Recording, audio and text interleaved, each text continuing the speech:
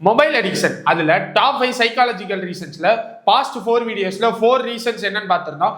இந்த வீடியோல அதுக்கான 5th ரீசன் என்னன்னு ப்ரோட்ட கேட்டு தெரிஞ்சுக்க போறோம். ப்ரோ 5th ரீசன் என்ன ப்ரோ? Cognitive distraction. அப்படின்னா என்னது ப்ரோ? அதாவது இப்ப நம்ம ஒரு வேலையில மூழ்கி இருக்கும்போது சடனா ஒரு நோட்டிபிகேஷனோ அல்லது மெசேஜோ வரும்போது உடனடியா நம்ம வந்து மொபைலை பார்த்து மைண்ட் டிஸ்ட்ராக்ட் ஆகி அது என்னதான் அப்படின்னு சொல்லி பார்க்க போயிடுவோம். இதுதான் வந்து சாட்டரிங் அட்டென்ஷன் ஸ்பேன் அப்படின்றது. இப்படி நம்ம பார்க்கும்போது ஒரு பிரச்சனை நடக்கும். என்னன்னா நம்ம ஒரு வேலையை ரொம்ப ஃபோக்கஸ்டா பண்ணிட்டு இருக்கும்போது இந்த மெசேஜோ நோட்டிபிகேஷனோ வந்தனால அந்த மொபைல் எடுத்து அதை பார்த்த உடனே அதுக்கப்புறம் மறுபடியும் அந்த வேலையில ரீஃபோக்கஸ் பண்றதுக்கு ரொம்ப கஷ்டமா இருக்கும். ஆமா கரெக்ட்.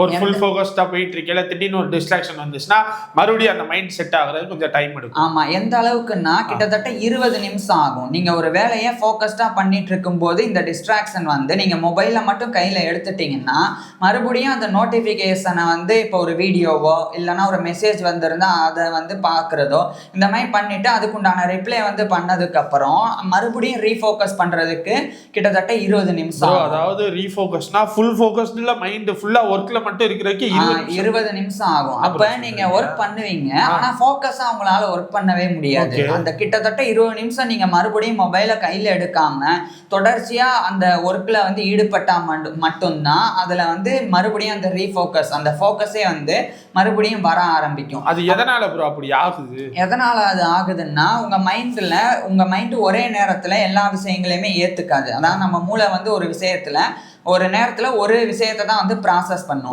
இப்ப நீங்க ஃபோக்கஸா ஒரு விஷயத்துக்குள்ள மூழ்கிறதுக்கு மூளைக்கு கொஞ்சம் நேரம் எடுக்கும். இப்ப இதை பார்த்துட்டே இருக்கான், இந்த வேலை தான் ரொம்ப நேரம் பாக்குறான், அப்ப இவனுக்கு வந்து இது ரொம்ப முக்கியமானது அப்படின்னு சொல்லி அதுக்கப்புறம் தான் மூளை அந்த விஷயத்தை உணர்ந்து அதுக்குள்ள ஃபோக்கஸாவே போக ஆரம்பிக்கும். அந்த நேரத்துல இந்த டிஸ்ட்ராக்ஷன் வரும்போது மொபைல் எடுத்து கையில பார்த்த உடனே உங்க மூளையில 2 விஷயங்கள் ஓட ஆரம்பிக்கும். ஒண்ணு, அந்த வீடியோவை இப்பவே எடுத்து பார்த்துருவோமா, நோட்டிபிகேஷன் வந்தது, இல்லைன்னா நம்ம மெசேஜ் பார்த்துட்டோம் ரிப்ளை பண்ணிட்டோம், இப்ப அடுத்து எப்ப ரிப்ளை வரும் அப்படின்ற அந்த ஒரு எதிர்பார்ப்பு இதுவும் மூளையில இருக்கும்.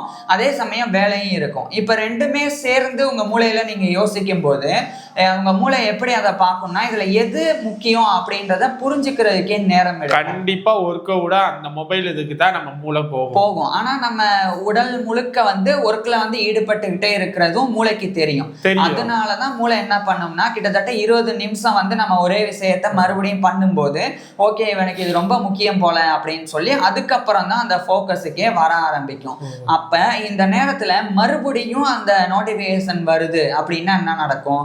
மறுபடியும் 20 நிமிஷம் எடுக்கும் திரும்பி வர்றதுக்கு. சோ இதான் வந்து கண்டினியூஸ் பார்சியல் அட்டென்ஷன் அப்படின்றது. அதாவது மூளையை நீங்க என்னதான் ஃபோக்கஸ் பண்ணி மறுபடியும் 20 நிமிஷம் கழிச்சு மீண்டு வந்துட்டா கூட உங்களுடைய மனசுல அந்த எண்ணம் ஓடிட்டே இருக்கும், அடுத்து எப்ப நம்ம மொபைல கையில எடுக்க போறோம் அப்படின்னு சொல்லி. சோ இந்த நிலைமை என்ன ஆக ஆரம்பிச்சிரும்னா ஒர்க் பண்ணிட்டே அடிக்கடி போனை எடுத்து பாக்குறது, 10 நிமிஷம் ஒர்க் பண்றது, ஒரு 5 நிமிஷம் மொபைல பாக்குறது, இந்த மாதிரி பண்றனால டீப் ஒர்க்கே வந்து டெத் ஆயிரும். அதாவது நம்ம ஆழமா பண்ணக்கூடிய ஒரு வேலையை நம்மளால ஆழமா பண்ண முடியாம போயிடும். எப்பவுமே எல்லா வெற்றியாளர்களும் ஒரு விஷயத்தை எடுத்தா அதை ஆழமா பண்ணுவாங்க. ஆழமா பண்றனாலதான் அதுல வெற்றி அடையவே செய்வாங்க. எப்ப மேலோட்டமா பண்ண ஆரம்பிக்கிறாங்களோ அப்ப அவங்க வெற்றியாளர்களா மாற மாட்டாங்க. இதுக்கு ஒரு நல்ல உதாரணம், ஒரு சிற்பி ஒரு சிலையை செதுக்குறாங்கன்னு வைங்க.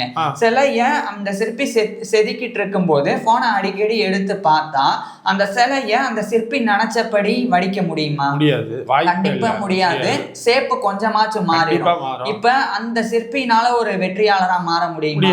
இதே மொபைல் கையில இல்ல அப்படின்னா மொபைலே இல்லாத ஒரு தனிமையான இடத்துல அந்த சிற்பி அந்த சிற்பத்தை செதுக்கும் போது முழு கவனமும் அந்த சிலையின் மீது இருக்கும். அப்ப சின்ன தப்பு நடந்தா கூட அந்த நேரத்திலேயே அந்த சிற்பினால கண்டறிய முடியும்.